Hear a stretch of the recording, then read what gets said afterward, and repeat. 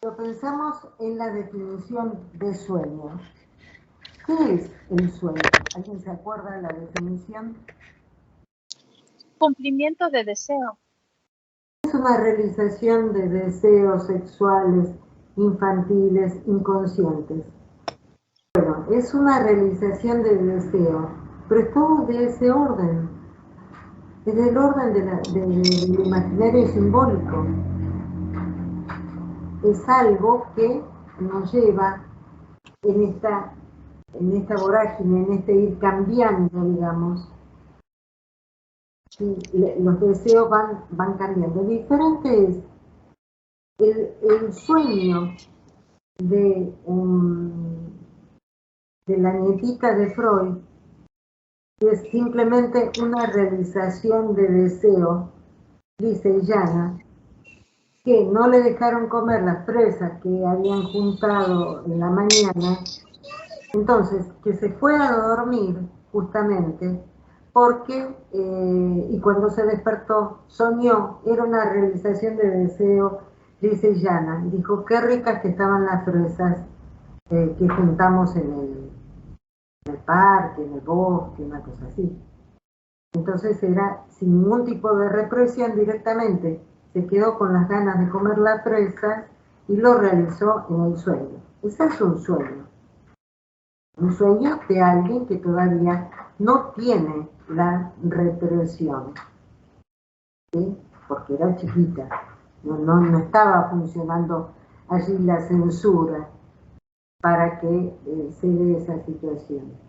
Luego está ese sueño normal que uno sueña, que simplemente es una realización de deseos sexuales infantiles, cualquiera de los sueños que uno pueda analizar y que alguna vez se me realizado, que ahí siempre se busca un contenido, vamos desde el contenido manifiesto al contenido latente, y en ese contenido latente vamos buscando, ¿no es cierto?, cómo se conectan, y entonces allí funcionan las leyes asociativas del inconsciente, condensación y desplazamiento, o si quieren metáfora de metonimia, y nos va llevando, o sea, los hilos de una asociación se abren en diferentes sentidos, nos dice Freud, o se conjuntan en una determinada representación.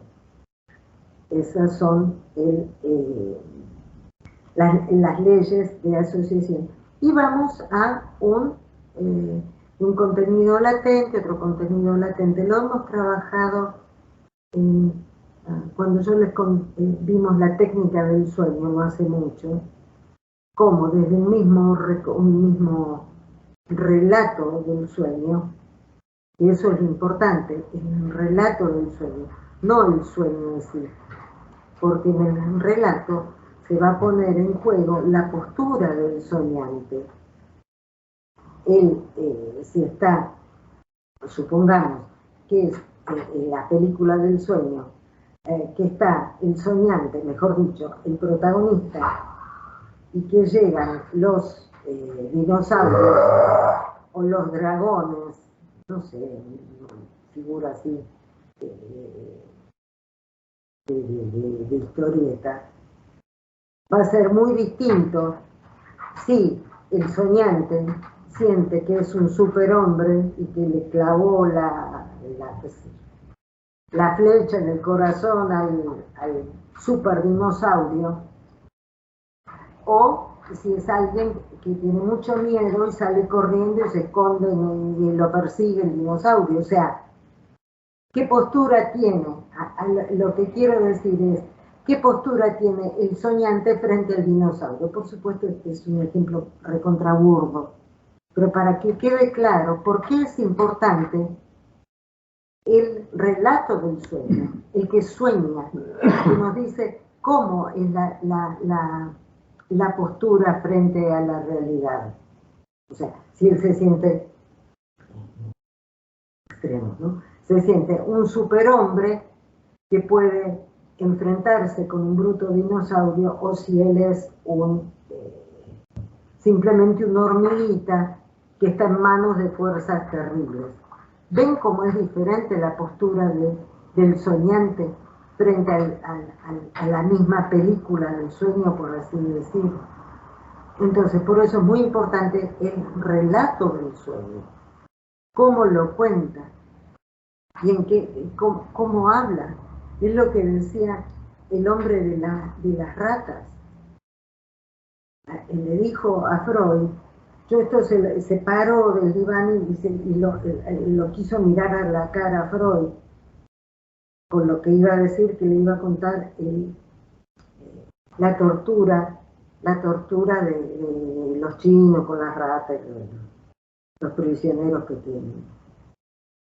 O cuando el hombre era también el de las ratas, el que decía, porque mi papá dice, mi papá tiene, mi papá es, mi papá, no, mi padre, y después al tiempo se entera que el padre había fallecido no sé cuánto tiempo atrás. Entonces, ¿cuál era la postura del que habla? Que el padre todavía vivía. Por eso es tan importante cuando nosotros hablamos en las supervisiones de las frases significantes.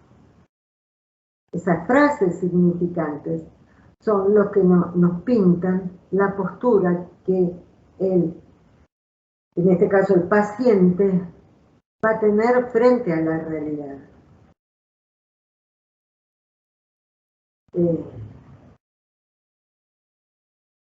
Soy un inútil, no sirvo para nada. Dejé pasar semejante oportunidad, dijera alguna paciente.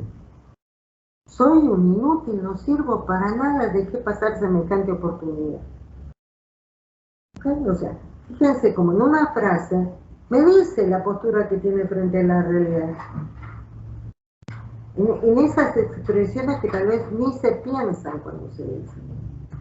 Entonces, el relato del sueño es muy importante, porque nos dice la postura que el paciente, el soñante, tiene frente a eso que él está viendo que es una realidad. En ese momento lo está viviendo como realidad. Entonces, tenemos las asociaciones, nos lleva hasta contenidos latentes, y ese contenido manifiesto, que era el fulano con un dinosaurio que se le aparecía en pleno de la selva, en medio de la selva, y las asociaciones, uno va viendo para dónde se... Y nos lleva a otro contenido latente, que nos puede conducir a otro contenido latente. Pero nos dice Freud, nos va a llevar solamente hasta el ombligo del sueño, que es el lugar donde es como el sueño se eleva, ¿no?, de las profundidades del ser, como el hongo de su micelio. El hongo surge en la podredumbre. El hongo, un hongo cualquiera, surge de los lugares en putrefacción, en la humedad, en la oscuridad, que ahí surge el hongo. Un hongo no se va a ver como una rosa así espléndida. El hongo es, de ahí surge el hongo. Es muy sugestiva esta frase de Freud. Comparar el sueño, el ombligo del sueño, desde donde se eleva el sueño como el hongo desde su micelio. Y el ombligo del sueño, ¿qué es? Es ese agujero del que venimos hablando. Es el agujero de lo terrible. Freud no habla de agujero. Freud habla de un objeto amado y perdido que alguna vez estuvo. Lacan es el que dice que ese objeto nunca estuvo. Es ese agujero del que estamos hablando. Es esa falta primigenia que todos tenemos, que no es ni más ni menos que el final, que la muerte, que el fin. Bueno, ahí podemos ubicar, en este caso del sueño, cómo se eleva el hongo desde su micelio, desde ahí. ¿Se acuerdan la vez pasada que decíamos bordar el borde, que había sido un título que le puse un trabajo que presenté hace tiempo, años, muchos años atrás, a Pura Cancilla, me decía, sí, es exactamente eso, que era, que bordar el borde, era bordar, ¿no? O sea, pasar hilos, y debajo, en realidad, como el surcido. Cuando yo era chica, mi abuela venía y a los calcetines nuestros, media le llamamos acá, ponía un mate, el mate este que tomamos mate acá, y entonces la abuela, con sus anteojos, nos surcía los calcetines. Eso se hacía antes. No era que andábamos comprando y tirábamos cuando estábamos muy sucios, o que no los queríamos lavar o se había hecho un agujero. No, no, los calcetines eran de lana, eran de algodón, eran cosas caras. Entonces había que cuidarlos. Y como se hacían agujeros, porque uno andaba con los zapatos, qué sé yo, entonces se surcía, o sea, se ponían sobre el agujero, se ponían hilitos, en un sentido, por así decir, de arriba abajo, y se le pasaba como en un telar de derecha a izquierda y de izquierda a derecha. Eso era surcir. ¿Ok? Eso es lo que hacemos con la trama imaginaria simbólica. Eso es lo que hacemos. Esa falta primigenia, ese agujero inicial, lo surcimos, que siempre se ve que está surcido, que siempre se ve que abajo hay un agujero. Eso es lo que hacemos. Entonces, desde ese surcido, esos hilos que van y vienen, ese bordado del borde, desde ahí vamos armando tramas, pero llegar hasta ahí, hasta el núcleo de eso es imposible, como los volcanes que hablábamos el otro día, eso no se puede hacer. Entonces, esa es la idea del sueño, el trabajo del sueño y el trabajo del psicoanálisis. El trabajo del sueño es de lo que viene haciendo ruido de ahí abajo, el sueño lo disfraza y hace una película mirable, vivible, ¿cómo se dice? Sostenible, soñable, y yo tengo el sueño.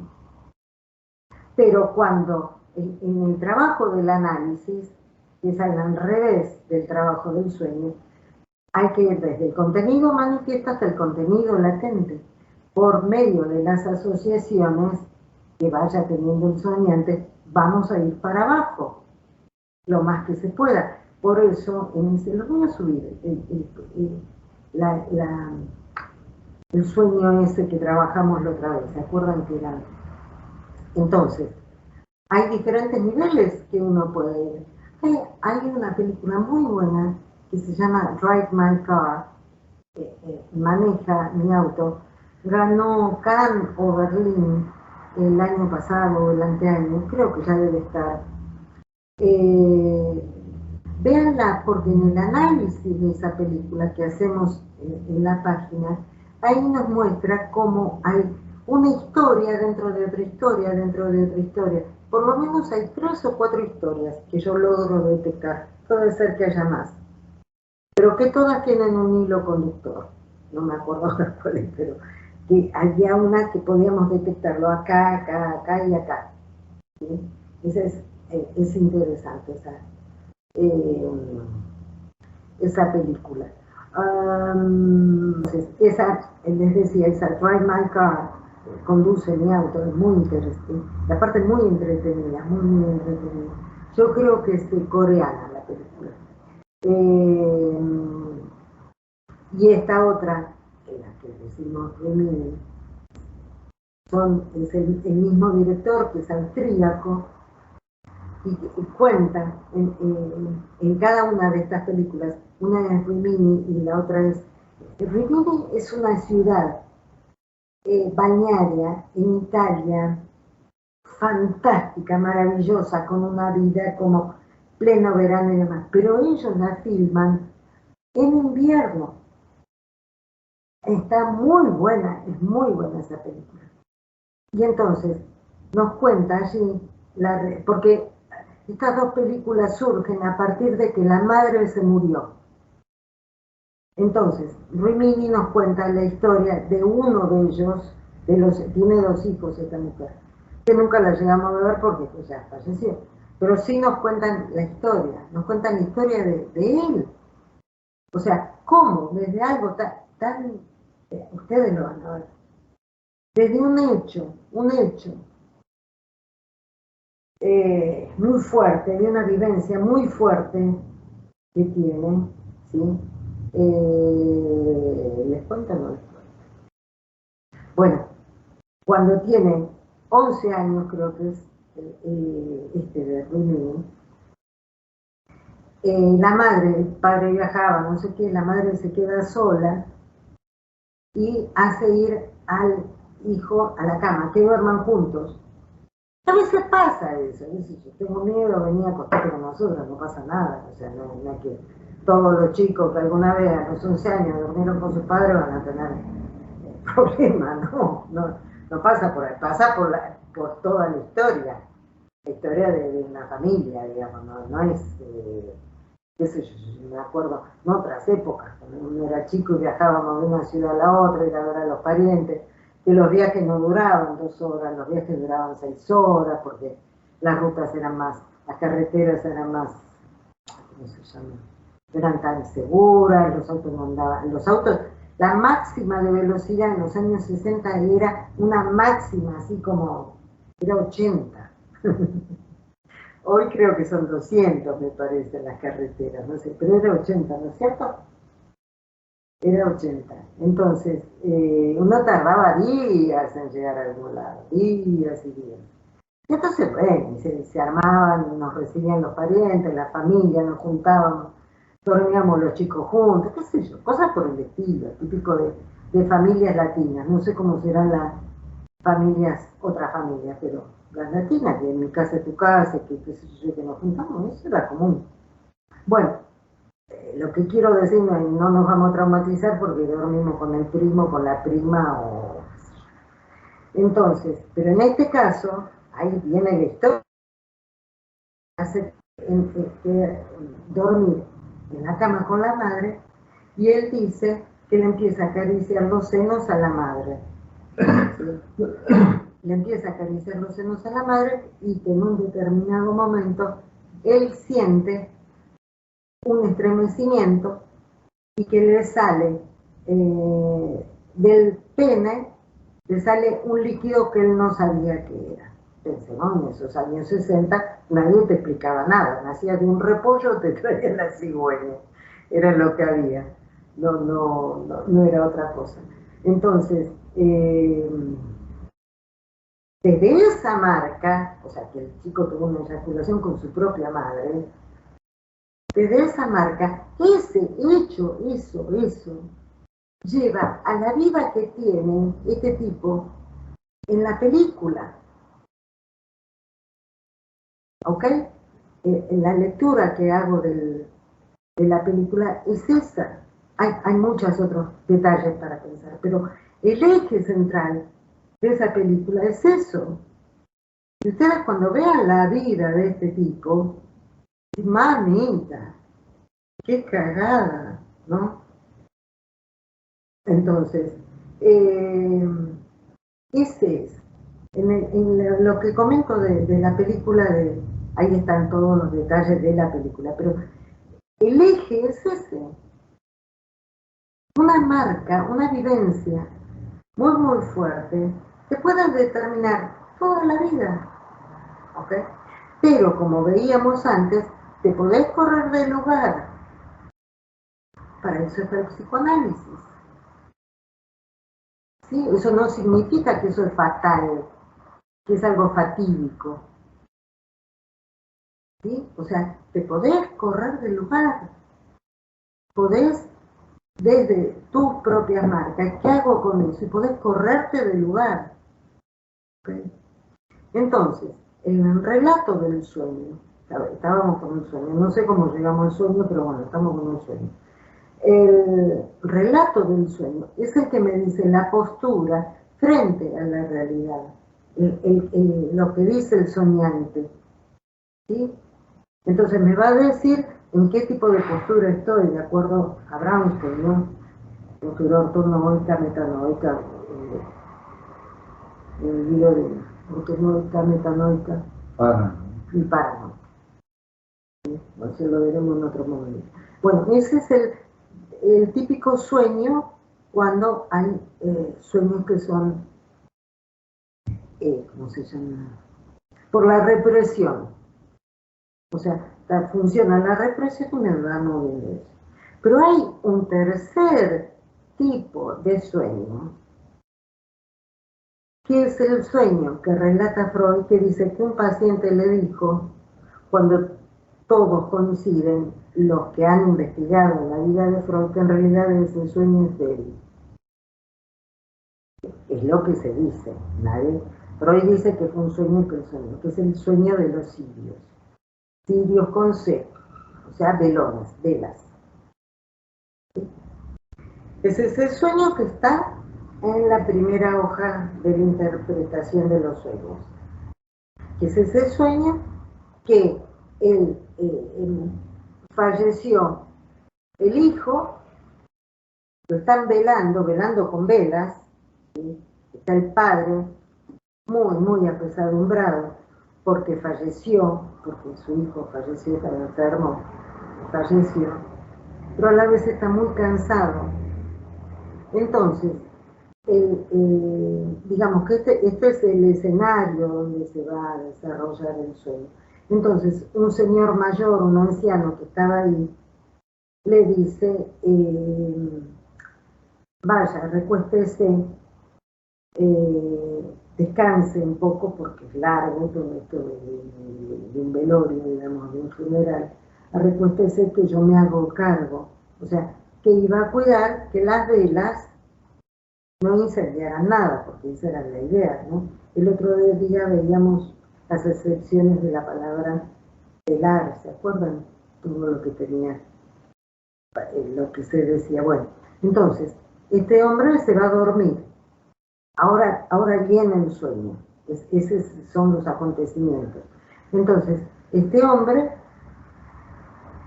sueña que viene el hijo con vida, lo agarra del brazo y le dice, padre, ¿acaso no ves que estoy ardiendo? Y en ese momento él se despierta y ve digamos, la capilla, se llama capilla donde se ve donde está el cajón, donde está el féretro, digamos. Entonces va y encuentra realmente que el anciano se había dormido, una de las velas se había caído sobre el féretro y se estaba prendiendo fuego la manga de la mortaja del hijo. Terrible el sueño. Entonces, ¿quién hace una relectura de todo esto? Lacan. Lacan trabaja este sueño maravillosamente bien. Freud hace todo un trabajo con su técnica de interpretación de los sueños y dice se puede leer como que es la realización de deseo de parte del padre ante semejante noticia, semejante realidad, que el hijo se había muerto. Entonces, mal que mal, haber soñado con vida al hijo que le dice, padre, ¿acaso no ves que estoy ardiendo? Es una forma de pensar, de volverlo a tener en vida, aunque sea en sueños, al hijo. Entonces ahí tenemos una realización de deseo. Eso es un poco la lectura que hace Freud de esto, pero donde realmente se enriquece muchísimo esto es con la lectura que del mismo sueño, del mismo relato y todo eso, hace Lacan.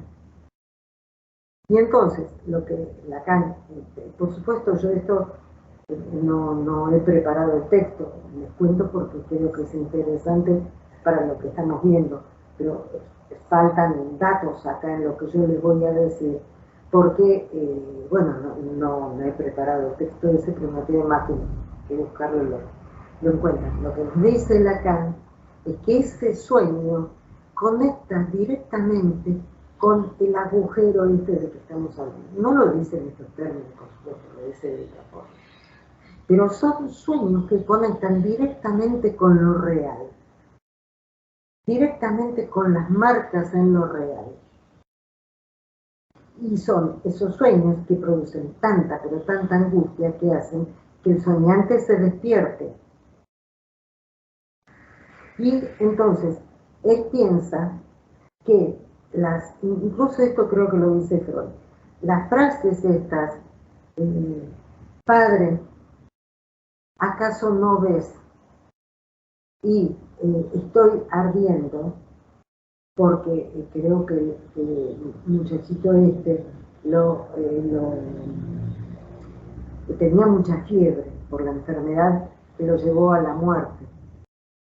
Entonces está esta cuestión de que, no sé, tenía mucha fiebre, no sé, de darle agua, y él, ¿acaso no ves? O sea, como que separa en dos las dos frases. La frase esa la separa en dos.